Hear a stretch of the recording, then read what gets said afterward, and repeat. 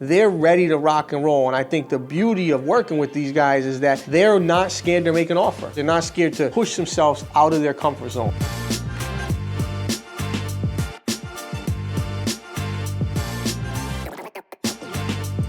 These are guys that got in the game very, very recently. They're out there, they're grinding, they're making moves, they're making things happen. Yeah, so this is an example of a house that at one point was a single, they turned it into a two. Going through with investors, the fun part of what we do is taking a look at a property and trying to picture what it looks like when it's done. What are the deviations we need to make to this property to get it to the finish line? So go ahead on in. Thank you. Thank you. The bedrooms are really upstairs. This is like a dining room. Dining room, living room, kitchen. Nice kitchen.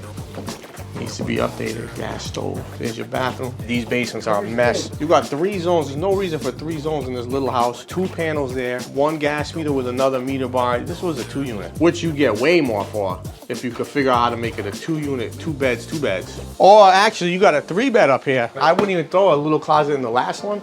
I throw a little one, and make that just a regular, you call it a bedroom, whatever. Oh, bathroom's good size. This ain't bad. If this is a real 2 unit, this ain't bad. I'm a person that put my money into the kitchen and bathroom. 100%. Band-aid on a gunshot wound the rest of the thing. Keep it moving. Even this though, on a 2 unit like this, you're gonna get both units vacant, was super attractive. You're in East Providence, which is almost impossible to find. And this is a 3 bed, and I just listed one on Woodward for $350. Tiny house which needs work, and I'm getting 5 zillion people looking at it. It's a single.